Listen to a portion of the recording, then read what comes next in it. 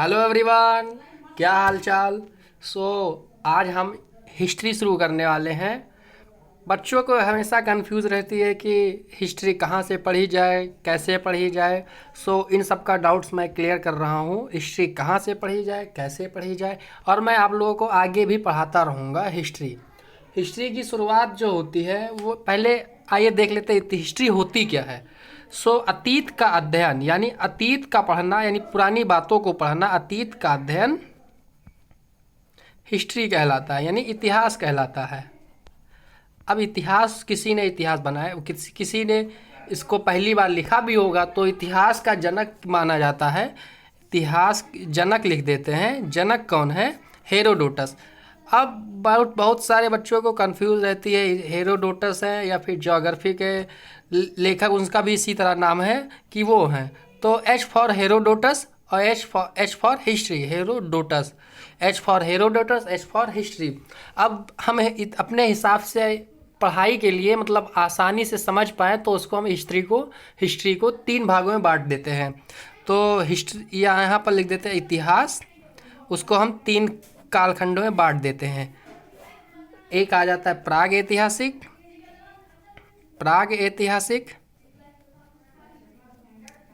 और एक होता आद्य ऐतिहासिक, और एक होता है ऐतिहासिक।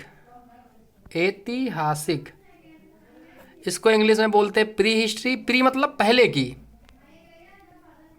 प्री हिस्ट्री, प्रोटो हिस्ट्री और हिस्टोरिक पीरियड।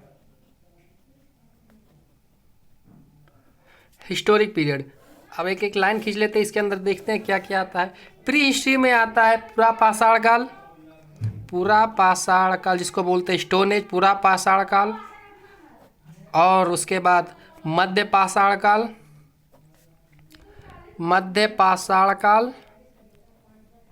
और ताम्र पाषाण काल,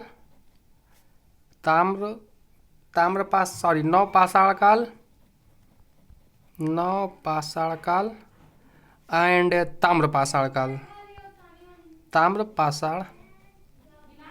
काल। और इसके अंदर आ जाता है हमारा सिंधु सभ्यता, जिसको हड़प्पा बोला जाता है या कांस्य सभ्यता बोल सकते हैं। और इसके अंदर आ जाता है, जो बच्चे रहते हैं अक्सर गलती करते हैं कि इसके अंदर प्राचीन इतिहास आ जाता है, मध्यकालीन इतिहास आ जाता है, और इसके अंदर आधुनिक इतिहास आ जाता है। आधुनिक इतिहास और नेहरू वाला जो इतिहास रहता है वो सब, जैसे आज़ादी के बाद का इतिहास, आज़ादी के पहले का इतिहास इसके अंदर आ जाता है। और विश्व इतिहास।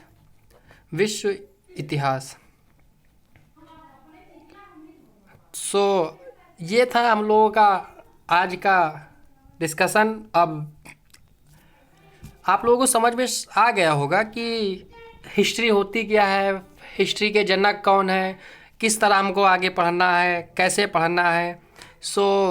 आई होप आप लोगों को समझ में आ गया। चलिए एक बार रिवाइज कर लेते हैं फटाफट। हिस्ट्री जो होता है उसको, हिस्ट्री का मतलब होता है अतीत का अध्ययन, जिसे हम इतिहास कहते हैं। इसके हिस्ट्री के जनक कौन है?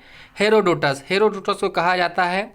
हम अपने हिसाब से इतिहास को पढ़ने के लिए 3 भागों में बांट सकते हैं, प्री हिस्ट्री, प्रोटो हिस्ट्री और हिस्टोरिक पीरियड, जिसको हिंदी में बोलते हैं प्राग ऐतिहासिक, आद्य ऐतिहासिक और ऐतिहासिक काल। और इसके अंदर जो होता है प्री हिस्ट्री में वो 4 चीज़ें आती हैं। 4 चीज़ों का अध्ययन करना पड़ेगा। पहले पूरा पाषाण काल, मध्य पाषाण काल, नौ पाषाण काल, ताम्र पाषाण काल।